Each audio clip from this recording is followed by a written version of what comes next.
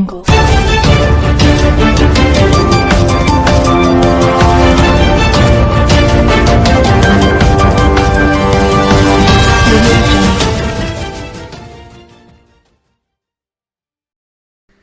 علیکم، Asia 41 news کے ساتھ میں ہوں آپ کی میزبان امنا عباس۔ خبر شامل کرتے ہیں کوئٹہ سے ہمارے ڈسٹرکٹ رپورٹر انجم کاکڑ کے مطابق تحریک منہاج القرآن بلوچستان کے مرکزی کوارڈینیٹر احمد نواز انجم نے منہاج اسلامک سینٹر واقع بروہی کوئٹہ روڈ میں 200 سے زائد سیلاب متاثرین میں خشک راشن تقسیم کرنے کی تقریب سے خطاب کرتے ہوئے کہا کہ مصیبتیں اور مشکلات عارضی ہوتی ہیں۔ مصیبت کی اس گھڑی میں حکومت کو جو کام نہ کرنا چاہیے تھا وہ کرنے سے بھی قاصر ہیں۔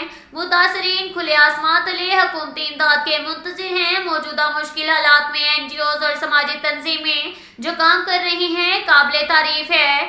اس موقع پر ان کا کہنا تھا اس مشکل گھڑی میں منہاج ویلفیئر فاؤنڈیشن کے ذریعے بلوچستان بھر میں متاثرین کی بحالی کے کام جاری ہیں۔ جعفر آباد، صوبت پور، منہاج خیمہ بستیاں قائم کر دی گئی ہیں جہاں متاثرین کی رہائش، کھانے پینے کا مکمل انتظام کیا گیا ہے۔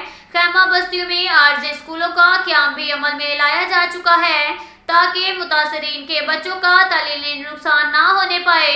اس موقع پر انہوں نے مخیر حضرات سے اپیل کی کہ سیلاب متاثرین کی بحالی کے کاموں میں منہاج ویلفیئر فاؤنڈیشن کا ساتھ دیں تاکہ اس مشکل وقت میں بے گھر ہونے والے متاثرین کی خاطر رہائشی کالونیاں بھی بنائی جا سکیں جو ہمارے منصوبے میں شامل ہیں۔ متاثرین کی مکمل بحالی تک امدادی سرگرمیاں جاری رہیں گی۔ اس موقع پر منہاج القرآن اسلامک سینٹر کے پرنسپل علامہ محمد حامد سعیدی، حاجی محمد طالب فریدی، صاحبزادہ محمد خالد رؤف القادری، سید محمد قاسم علی شاہ اور دیگر کثیر تعداد میں کارکنان اور ذمہ داران بھی موجود تھے۔ اب تک کے لیے اتنا ہی کافی ہے۔ ملتے ہیں اگلے بلیٹن میں، ہمارے ساتھ رہیے گا۔ اللہ حافظ۔